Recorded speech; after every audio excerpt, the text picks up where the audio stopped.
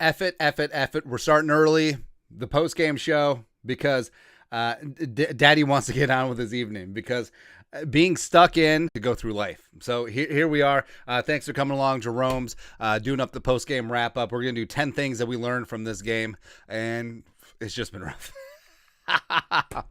Where the Kellerman truthers, the Kellerman brigade, we took one on the chin this evening, where, Kellerman against the Raiders, he definitely showed the upside, but I don't know. This game against the Niners, the first interception was whatever. Whatever. He had some pressure, whatever. But the second INT, where he's playing against the threes of the Niners, where he doesn't look off the safety and just completely telegraphs, like, they may as well call him Western Union, because that thing was telegraphed. It was an absolutely atrocious throw, and it's frustrating, man. It is. Where you've seen some of the upside from Kellerman, yes.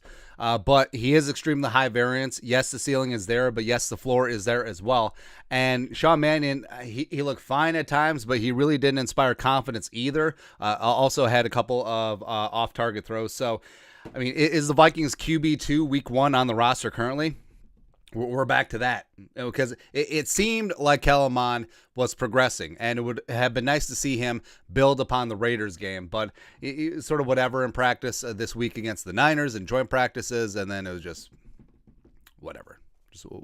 But we got 10, Tristan D, $5 in Super Chat. Time to trade for a backup quarterback. They'll have to look. Doesn't hurt looking. But 10 takeaways from this god-awful game. What is even the score? I like people who get obsessed about preseason scores. I mean, the only person who cares about winning and losing in preseason is John Harbaugh and maybe Zimmer from a couple years ago. But 10 takeaways. Number 1, nose tackle T.Y. McGill is making the team, where he looked like a starter playing amongst backups throughout this entire game. He played basically the whole game, had 5 tackles, had a sack and a half, a tackle for loss, and also had probably like a half dozen pressures. Oh, they're kneeling. Stupid Shanahan. They're kneeling on it. So I do think that T.Y. McGill is going to make the team as the backup nose tackle and then go from there. Number 2, Sean Mannion had the quarterback 2 job. He did, where Kellerman was looking the way that he looked throughout this entire game. And Sean Mannion, they moved the ball with Mannion. They scored their only touchdown and only points of the game with Mannion at quarterback, even though a lot of it was Ty Chandler and Brian Koback. But he doesn't capture you the way that like a Case Keenum does. And for a quarterback 2 in the National Football League, knocking on all the wood, if ish hits the fan with their quarterback 1, can the backup quarterback get you through a game, get you through a couple of games, and keep your season afloat? That's the question. Right? And Sean Mannion is not that guy. We saw that last year against the Greasy Grimy Green Bay Packers. Kellerman, I don't think that he is that guy right now either. I think that he could be down the line. But, point number 3, Kellerman is too high variance right now, where I think that he is a long-term project. Maybe next year he takes over the QB2 job. Maybe. Speaking of disappointment, so number 4, I don't think Ed Ingram secured the right guard 1 job this week, because gave up that sack, Kinlaw one-on-one. Yes, you could say that Kellerman held onto the ball a little bit too long, but it didn't matter. I mean, Kinlaw ate Ed Ingram's lunch, and also Ed Ingram getting out on that screen in front of Nwangu, a little bit of indecision, but where I do think that Ingram does still have potential to start week 1. He didn't secure the job tonight. Maybe he does next week in practice. Maybe he does in the third and final preseason game against the can't allow that against the Broncos. Who knows? Number 5. Prayers up for Andrew Booth Jr.'s injury. Haven't seen any updates. Let's zoom in and enhance. Let's see anything else out there. I'm sure that O'Connell will talk about it in the post game. I'm sure that they'll put something up, but he's probably going to get an MRI. They'll probably take a look at that ankle. But like we said, if you take any positives away, even though it's hard to take positives away from injury, number 1, it wasn't the knee. Number 2, it wasn't related to an injury that he had previously. So knocking on all the wood, hopefully it's just some minor ankle injury, and hopefully he's going to be good to go for the season. Number 6, Vikings fans in midseason form. So a couple things going on. Number one, the turnout at US Bank Stadium was great. I think the fact that there's only one preseason game in Minneapolis this year certainly adds into it. And number two, I think that the fans are just champing at the bit for some football action. Even though the top third of the roster, 27 players, didn't play, don't care. They're getting after it, man. It was a big-time crowd. It was loud for a preseason game. The Skull chant was, woo, looking good. Also, well, I guess in America, they were doing the wave. And you see this at sports events now. People will make these really high-end paper airplanes and see if they can throw them onto the field.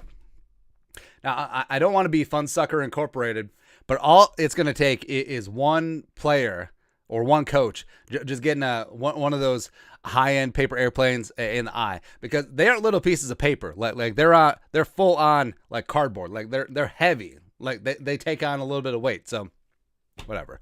Number 7, Ty Chandler's tough, man. So Ty Chandler didn't have the big-time explosive game like he did against the Raiders. 10 yards a carry, just massive gaping holes. But also part of that was the Niners were playing some of their ones, and the Vikings second-team offensive line didn't look as good as they did against the Raiders. But Ty Chandler, 5 carries, 19 yards, and a touchdown. He had a lot more. The thing about great running backs is if a play is blocked up for a negative gain, like negative 1 yard, can they turn it into positive 1? If it's only 1 yard is there, can they turn it into 4? If a 4 yard run is there, can they turn it to 10? I think that Ty Chandler did some of the dirty work in terms of taking short gains and turning it into something, right? So it's not going to show up on the stat sheet. It's like, 3.8 yards per carry, but no, the way that it was blocked up, probably should have been like 1 yard a carry, somewhere in there. So I do think that Ty Chandler has a very bright future for the Vikings. Number 8, Johnny Munt is tight end 2 by default. Zach Davidson, my God. My God, man. Where Johnny Munt was sat down. Irv Smith obviously is out with a thumb. Ben Ellefson is a blocking tight end, even though he caught a couple of nice balls early on from Kellen Mond. But I mean, Zach Davidson, he had the whole world in his hands. He dropped that third down pass. That was a nice pass by Kellen Mond behind him strategically away from the defender. He just dropped that one on 3rd and 5. And then the big one was Sean Mannion, perfect ball, hit him down the seam, and he was running before he secured the ball. And given Davidson's physical ability, he might have scored. That might have been the big-time play of the night, but he just flat out dropped it. And his blocking isn't going to win him any jobs. His main thing is being that joker move tight end, and it was just really, really rough. So I do think that Johnny Munt is probably going to be tight end 2 by default. Davidson, who knows? Number 9, third team defense is less than ideal. So yeah, the Niners backups were marching on the Vikings backups. I understand it's preseason, is what it is, but just in terms of toughness and stoutness in the front 7, wasn't really there. Guys missing tackles, guys missing assignments, guys losing contain. It was just a whole mess. Where you could say, well, it's preseason, and yes, it's the backups, but I think that it's an overarching thing where in terms of fundamental football, they just didn't get it done, and the Niners took advantage of it. So it is what it is. And lastly, number 10, punt return job is not secured, where you did have Amir Smith-Marset. Number 1, he returned a punt he should have fair caught, and then he fumbled, so given the Niners possession. And then number 2, Jalen Naylor, he let a punt bounce that he could have been, it would have been close, but he should have been able to cover that ground and secure a fair catch as opposed to letting it roll down to the 1. So yeah, I mean, what's Marcus Sherrills up to nowadays? Well, can we get at the pride of Rochester, Minnesota, John Marshall High School, Minnesota Golden Gopher? Can we do that? We may have to do that. Or, like I said, returning punts, it isn't always about the splash play. It's, can you secure the football? Can you fair catch it? Will you not muff it? And will you not let it bounce? In a favorable situation where the punt coverage team could just run it down inside the 5, right? And you know who's really good at that? Patrick Peterson. You know who's really good at that? Adam Thielen. You know who's really good at that? KJ Osborne. And I understand you don't put your star players, your starters, at kick or punt returner. But if all they're going to do is secure punts, put them back there. Because I have very little faith in ISM right now. I don't have a ton of faith in Jalen Naylor. Burt Wilson also had a couple of muff punts in joint practice this week. So, yeah. That's a tough one. And punt return is going to be important because guess what? Ed Donatell's first-team defense can be forcing a lot of punts, man. But Mental mistakes in the third phase on special teams, unacceptable. Can't do it. Can't do it, man.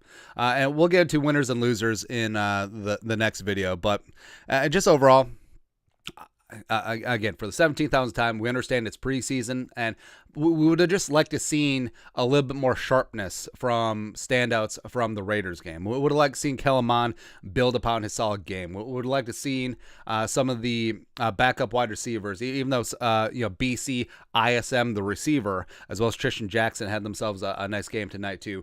Ty Chandler, like we mentioned, I think had a nice grinded out game. Alexander Madison looked like a starter playing amongst backups, which he really was. And defensively, shout out to Caleb Evans, man. Where he got after it, stopping the run, made some great tackles, flying around, making plays. Also had a tackle for loss, and also had a forced fumble down in the red zone against the Niners. So I think Caleb Evans has a real shot to be a contributor on this team, even as a rookie. Again, knocking on all the wood. Hopefully, Andrew Booth Jr.'s ankle injury is minor and he's going to be good to go relatively soon. But overall, would have liked to seen a little bit more from the second team offensive line, especially Ed Ingram. I would have liked to seen a lot more from the Vikings, special second team defense. But it just sort of is what it is. That's we're getting through preseason, man. Also, Ryan Wright. Ryan Wright's hilarious, man. Ryan Wright is listed at 245. Baloney. He is the boom. But I do think that Jordan Berry is still going to win that job just based on that his punting is better than average, as well as he's a good holder. Good chemistry with DePaulo and Greg Joseph. But we'll see. I think this game overall left a lot more questions than answers. Who's going to be QB2? We still don't know who's going to be starting center since Bradbury sat out the game. We don't know if Ed Ingram is going to secure the starting right guard job, as well as there's no clarity on the punt return job. There's really still no clarity on the wide receiver 5, 6, 7, 8.